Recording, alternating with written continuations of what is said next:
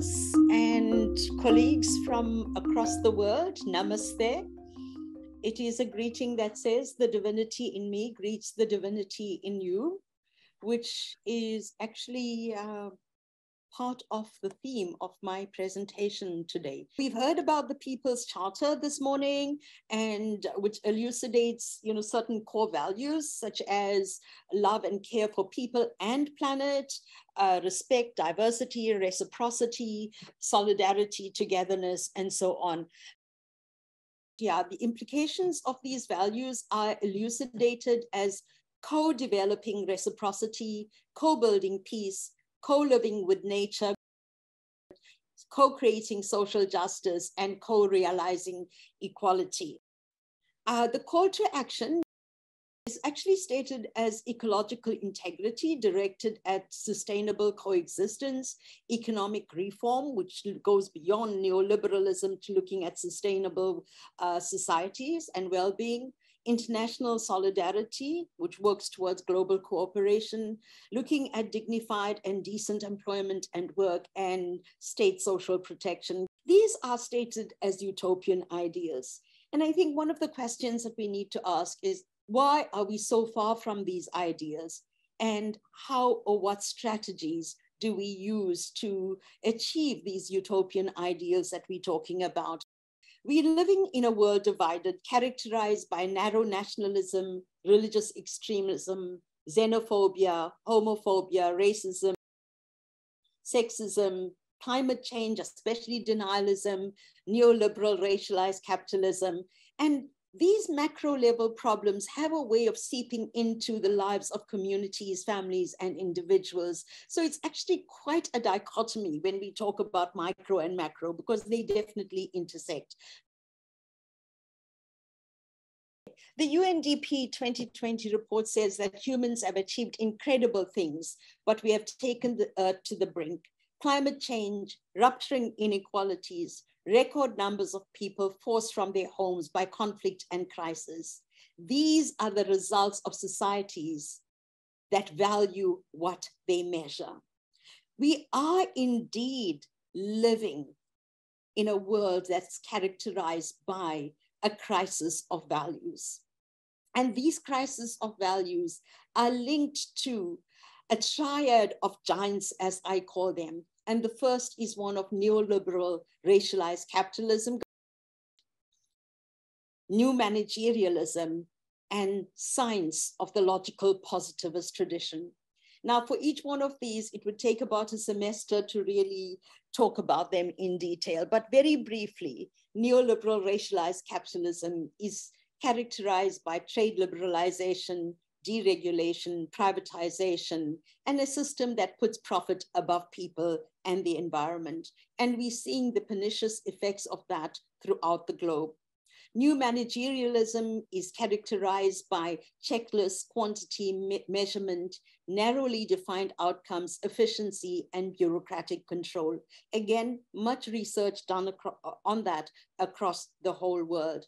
And I think right-wingers have appropriated some of the language. Now, efficiency sounds wonderful. And of course, all of us want to be efficient.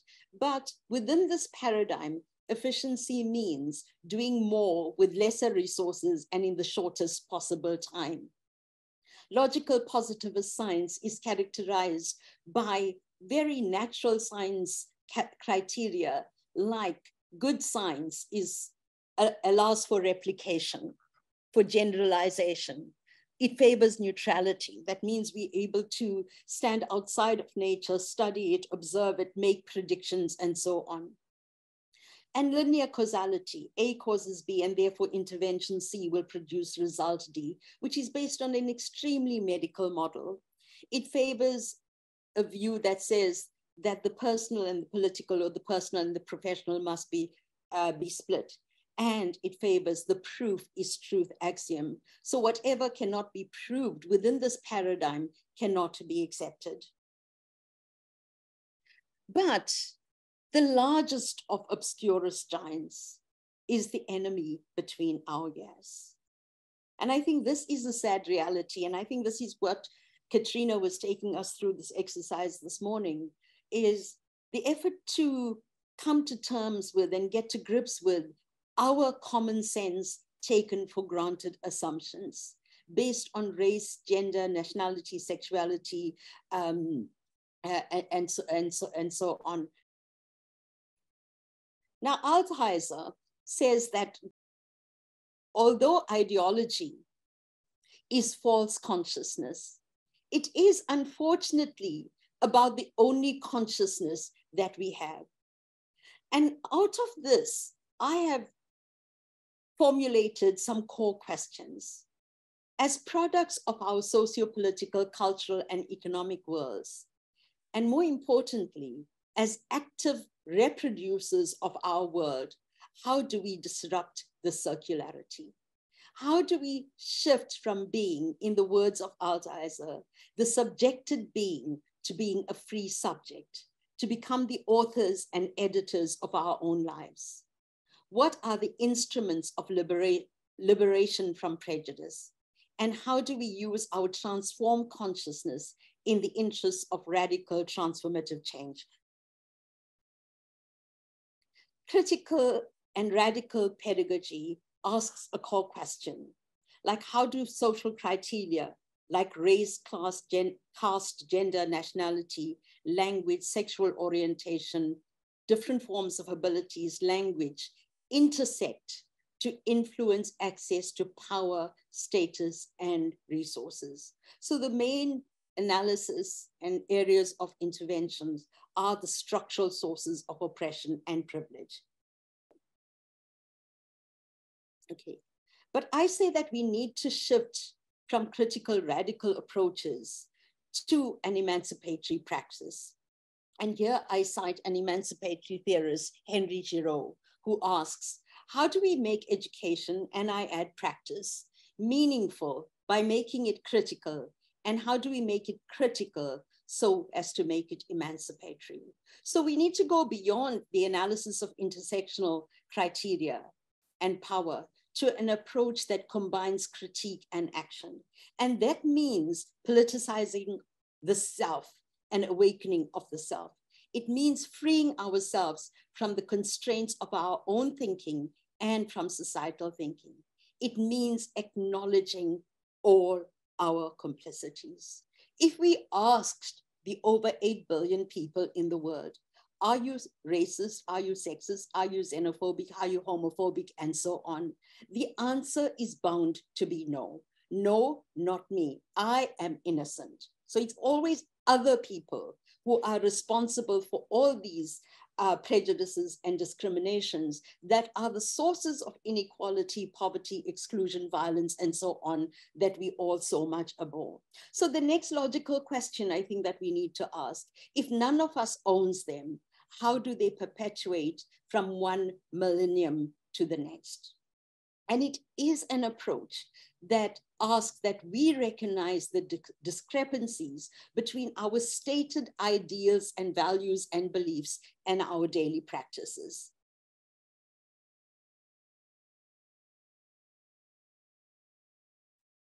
I mean, I'm just using this as one example, right, of the discrepancies that we have between the beautiful laws and policies and ideals that we have and our actual practices. The EU in 1997 granted legal recognition to animals as sentient beings. And, you know, in our People's Charter, we're talking about respect for people and planet, and that includes all living forms, right? Article 13 of the Treaty on the Functioning of the EU stipulates that as sentient beings, the EU and member states shall pay full regard to animals' welfare requirements. So it was actually heartbreaking. Recently, on a trip to one European country, I found this. Animals that are supposed to be totally out in the wild, right, being caged like this. And this in the name of urban tourism, right? Really and truly, we're living in this world of neoliberalism where profit means much more than people and planet. And we often do not recognize this discrepancy that we have. And I think that's the root of so much of the problems that we have around us, and the root of the lack of respect for diversity. The fact that we all have to recognize this has now been included in the ISSW's Global Social Work Statement of Ethical Principles, where it asks social workers to recognize that dominant socio-political and cultural discourses and practices contribute to many taken for granted assumptions and entrapments of thinking, which manifest in the normalization and naturalization of a range of prejudices, oppressions, marginalizations, exploitation, violence, and exclusions. We all carry them, including me. The thing is, if I claim to be non-sexist, non-racist, and so on, right, and believe I'm completely innocent, it's hardly likely that I'm going to become part of the solution. But recognition is one thing. The other ethical obligation that we have is to develop strategies to heighten critical consciousness that challenge and change taken for granted assumptions. And I think we carefully chose the word for ourselves and for people whom we work with. And we say that this is the basis of everyday ethical anti-oppressive practice. And other speakers have also talked about that this morning, the importance of beginning with ourselves. Emancipatory social work is directed at heightening awareness of external sources of oppression and or privilege that hold the potential of increasing people's self-esteem, courage, and conviction, so that they themselves begin to confront the inequalities, the poverty, the oppression, the violence around us. And this is what the core in the People's Charter is all about. The realization that we're not going to achieve the utopian world. As long as there is life, there is going to be struggle. And the way to manage that is to get people to walk with us in the struggles. So using Freudian forms of praxis. I grew up in apartheid South Africa, where every law around me screamed my inferiority. But I also grew up in the micro context of my family, where my mother was a domestic servant and my father committed suicide when I was 5 months of age, which left me with a dreadful sense of self, right? And with a sense of toxic shame. But I was fortunate that I had, through the Black consciousness movement, access to the Freudian forms of education. And it was through that engagement in a politics of resistance and a politics of hope at that time, even as a school child, right, that I began to appreciate and understand that I was not a passive victim of society's control elements, that I had agency, right? And I had some power to influence my life. Now, we didn't change apartheid at that time, but it did provide me with a sense of hope. But no time to go into details about the kinds of strategies, but certainly what it calls for is more group and community-based approaches. And where we need to do one-on-one work and do casework, we need to politicize it, right? We need to. Emancipatory praxis asks us that we build bridges of empathy. And in order to build bridges of empathy, one thing that we need to do is to put ethics before knowledge. I draw on the work of Emmanuel Levinas and Zygmunt Bauman here, right? Who talk about how knowledge can reduce people to sameness. And if we're going to respect diversity, we need to see people in all their uniqueness, in the words of Emmanuel Levinas, in their infinity. So knowledge plus ethics combined with critical inquiry is what wisdom is all about. Emancipatory praxis asks that we suspend belief, right? Where we stereotype people and put them into boxes in relation to nationality, race, gender, sexuality, caste, and so on. It's an approach that asks us to accept that I may be wrong. We see global world conflicts and wars because world leaders stick to their perspective and believe that they are right. And it's totally against the common good. It is an approach that asks that we must see power in ambiguity rather than the search for certainties. And I think we can be guided by that kind of ethical fluidity within our ethical principles, we'll go a long way. It is an approach that asks that we acknowledge and get in touch with all our vulnerabilities. Emancipatory praxis asks that we connect our own voices to the pursuit of human rights and social justice. And what we have, all of us as social work educators, researchers, practitioners, and so on, is the power of the pen. And I would like to encourage all of us to use that beyond academic writings and publications in journals and book chapters, which the majority of people do not have access to. So to use social media and popular media to share our voices and thoughts with. Yes, we cannot do it on our own. I think we have humility enough that as social workers, we have power to make a difference. But that once we join larger social movements, we can actually make a bigger difference. So yes, through joint social action. And there's enormous opportunities for that now, even online activism. Okay, what we need is an evolutionary consciousness. I started off with the greeting of Namaste, which says the divinity in you greets the divinity in me. And I think at the core of this evolutionary consciousness is recognition of and responsiveness to the divinity of humanity. We're talking about indigenous knowledges and practices, and this comes from Advaita philosophy, and the words Atat Avam Asi. Thou art that transcendent reality. So it's looking at, as all extant philosophies accept, including Christianity and Islam and Judaism and Hinduism, Buddhism, and so on, the principle of non-duality, the acceptance of divine unity and divine oneness. And this is stated as Ubuntu in the African paradigm, right?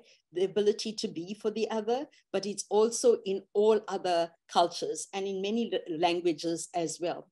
It's an approach that emphasizes loving kindness, compassion for self and for other, forgiveness, gratitude, and empathetic joy. Not only joys in our own successes, but joys in the successes of others as well. And it looks at interdependencies across time and space. Again, something that we heard about this morning. It requires a shift from egocentric and ethnocentric consciousness to cosmocentric consciousness. Here I want to quote the Buddha. Often when we're talking about decolonizing, I use this as an example. We sit in classes and we learn about Western theories and so on, but very often knowledges that emerge from other parts of the world get submerged or completely marginalized and excluded. We've all heard about von Bellantofy, right? And systems theory, and we've heard about Bronfenbrenner, but I'm sure we've not heard about the Buddha, right? The Buddha was actually one of the first systems theorists around over 2,500 years ago. And he says, when you look at a leaf or a raindrop, meditate on all the conditions near and distant that have contributed to the presence of that leaf and raindrop. Know that the world is woven of interconnected threads. This is because that is. This is not because that is not. The philosophy here, quite honestly, is so deep that it takes people months, years, and it's still not completely and fully understood, right? So I can't claim to explain this all in a few minutes. But what he's saying is this, right? In a nutshell, that this leaf is the manifestation of the entire universe. And look at the wisdom of that. If we took away any element, if we took away the sun, the moon, the stars, the earth, the soil, perhaps the hand that planted, I will not be holding this leaf in front of me. And that's why he says, this is because that is, this is not because that is not. Because if we took away one property, this does not exist. So this leaf is a manifestation of the whole universe. But the philosophy says, just as much as that leaf is the manifestation of the universe, you and I are manifestations of that universe as well. And that is what brings in that diversity. We may be different in terms of skin color, the texture of our hair, the color of our eyes, nationality, language, and so on. But at core, we are all exactly the same, this philosophy says, the philosophy of non-duality.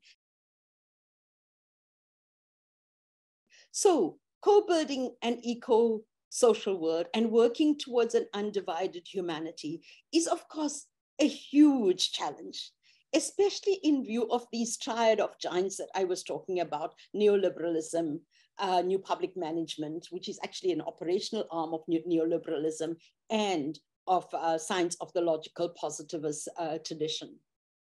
But the co-building is this. It means it's all our responsibility. It's my responsibility. It's your responsibility. It's our collective responsibility as humanity. And each one of us can work within the sphere of our influence. Sometimes we think we've got to have one huge, big moonshot idea in order to impact the world. It's not necessarily so.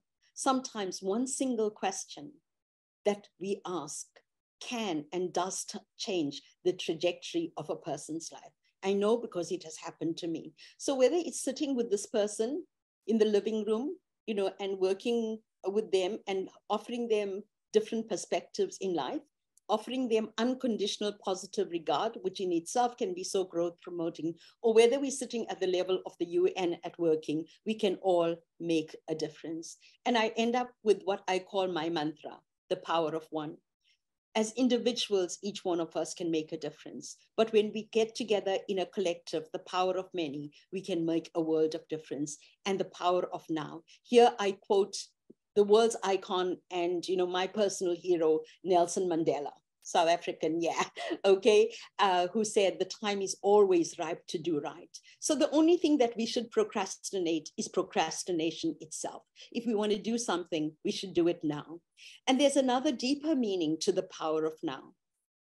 That is living in the present, right? Bringing our body, hearts, minds, and soul to the task or activity at hand and allowing the results to take care of them itself. And here I quote a beautiful line from the Bhagavad Gita. Drawing on indigenous knowledge again, right? Live not for the fruit of action, but for action alone. Neither tie thyself to inaction. So yes, if we dedicate ourselves, body, heart, soul, mind, spirit, the outcomes will take care of themselves, and we won't be so preoccupied with, would it work? If I do this, would it work? With that narrow outcomes-based notion that often immobilizes us into inaction. Thank you so much for listening.